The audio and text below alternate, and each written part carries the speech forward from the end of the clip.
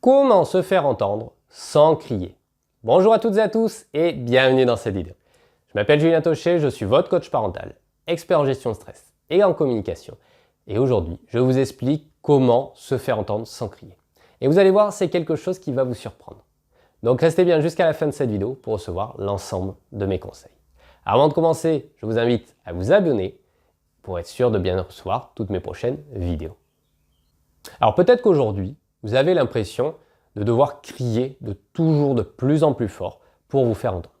Que si vous ne criez pas, vous ne vous faites pas entendre, que personne ne vous écoute et finalement c'est une solution à laquelle vous êtes obligé de vous résoudre pour que votre enfant vous écoute. Alors déjà, il faut bien comprendre que ce n'est pas parce que vous criez que votre enfant va vous entendre. Parce que quand vous lui dites par exemple quelque chose qui l'intéresse, est-ce que tu veux une glace, est-ce que tu veux aller jouer dehors, ben là il va vous entendre bizarrement. Donc ce n'est pas forcément le fait de crier qui va faire qu'il va vous entendre. Vous pouvez très bien vous faire entendre sans crier, en parlant normalement.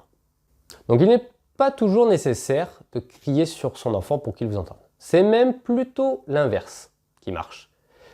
Effectivement, si vous criez sur votre enfant, il va faire ce que vous lui demandez. Mais en fait, il entend plutôt le cri que les paroles. C'est-à-dire qu'il entend le signal, comme vous criez, que ben là, il doit agir. Mais le but, c'est qu'il entende juste les paroles. Et le fait de crier a parfois moins d'impact que de parler tout doucement. Et baisser le ton permet d'avoir, paradoxalement, plus d'impact sur son enfant que de crier. Donc, vous allez finalement, pour vous faire entendre sans crier, vous allez chuchoter les choses. Oui, vous allez chuchoter. Vous allez dire les choses d'un ton vraiment très bas. Alors, chuchoter, ça ne veut pas dire les choses de manière inaudible. Il ne faut pas parler trop bas. Mais, et vous pouvez aussi crier, c'est-à-dire que si votre enfant est loin ou s'il va faire quelque chose de dangereux, vous n'allez pas chuchoter, vous allez crier pour l'interpeller. Mais il peut très bien vous entendre s'il est à côté de vous. Et le fait de chuchoter va avoir plus d'impact. Alors pourquoi ça marche? Tout simplement parce que vous allez créer une atmosphère intimiste avec votre enfant. En quelque sorte, vous lui dites « Viens, je vais te dire un secret ». Et là, votre enfant, finalement, il va être en écoute active, il va être ouvert à vos arguments, il va poser son attention sur vous. Si vous criez, il n'a pas besoin de vous regarder, il n'a pas besoin de vraiment écouter ce que vous dites. Alors que si vous parlez tout doucement, il est obligé de tendre l'oreille, il est obligé de se rapprocher de vous et de se concentrer sur ce que vous allez lui dire. Donc, c'est une manière d'éveiller la curiosité de votre enfant, de donner aussi de l'impact à vos propos. Donc, en quelque sorte, viens, je te dis un secret, je te dis quelque chose d'important, viens voir. Et ça va lui permettre à votre enfant d'être plus concentré sur ce que vous dites. Alors, ça va aussi donner donc plus de poids à vos arguments et ça va permettre de montrer aussi que vous avez confiance en vous. Ça va permettre de montrer que vous n'avez pas besoin de crier pour vous faire entendre, que le simple fait de donner cette consigne suffit pour qu'il vous écoute. Vous n'avez pas besoin de crier, d'en arriver au fait de devoir parler très fort pour vous faire entendre.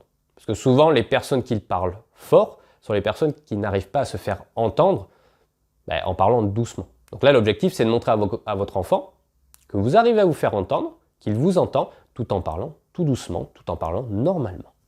Ça, c'est le premier avantage. Le deuxième avantage, c'est que pour parler doucement, vous êtes obligé de parler plus lentement.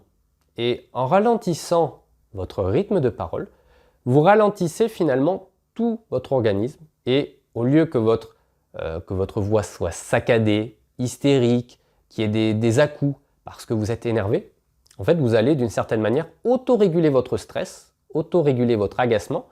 En parlant doucement, vous ralentissez l'ensemble de votre système et du coup, vous allez vous apaiser. Vous allez diminuer la tension en vous, le fait que vous agacez. Souvent, quand on crie, c'est qu'il y a une forte émotion. Donc, il y a la colère qui sort et la voix est saccadée et rythmée par cette émotion, donc elle n'est pas forcément fluide. Et là, en parlant doucement, vous allez justement réguler, vous canalisez votre énervement, votre agacement, et vous pouvez également le faire, même si vous sentez l'agacement qui se pointe, si vous sentez que vous commencez à vous énerver, vous parlez tout doucement et ça va avoir une vertu à faire redescendre la pression. Donc pour mettre en pratique cette astuce, vous pouvez soit parler normalement et d'un coup vous casser le rythme de votre conversation et vous parlez à ce moment-là tout doucement. Ça va avoir l'avantage de surprendre votre enfant, d'attirer son attention, qui va se demander, qu'est-ce qui se passe, et vous allez casser les schémas de fonctionnement habituels. Si vous êtes tout le temps obligé de crier pour vous faire entendre, et bien là votre enfant il va se dire, il se passe quelque chose, c'est pas comme d'habitude. Donc ça c'est le premier avantage, c'est-à-dire, c'est la première façon de faire, c'est vous parlez normalement et vous allez stopper, casser le rythme habituel en d'un coup vous chuchotez. Soit vous demandez à votre enfant quelque chose, vous partez, par exemple, quand je reviens, tu arrêtes la télé, vous partez, et quand vous revenez, cette fois, vous chuchotez. Et là, de la même manière, ça va attirer son attention, ça va casser un petit peu le schéma de fonctionnement habituel. Donc, soit vous le faites pendant la conversation, vous parlez normalement, et pouf, d'un coup, vous changez de rythme, ou soit vous parlez normalement, vous revenez, et puis la fois suivante, là, vous changez de rythme. C'est deux façons de le mettre en pratique. L'enfant, habituellement, il vous entend sans vous regarder.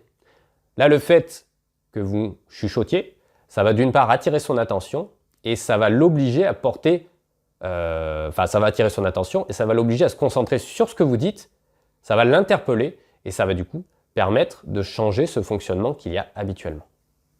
Donc on a vu dans cette vidéo que pour se faire entendre sans crier, il est possible de chuchoter, de parler bas pour justement attirer l'attention et interpeller votre enfant pour qu'il soit plus concentré sur ce que vous dites. Ça va permettre comme ça de sortir des schémas de fonctionnement habituels et ça va permettre justement, en même temps, le fait de parler doucement, de chuchoter, ça va permettre aussi de vous autoréguler, de canaliser cette colère qui peut monter. Mettez-moi un like pour me dire que vous avez aimé cette vidéo et je vous dis à très vite pour une prochaine vidéo.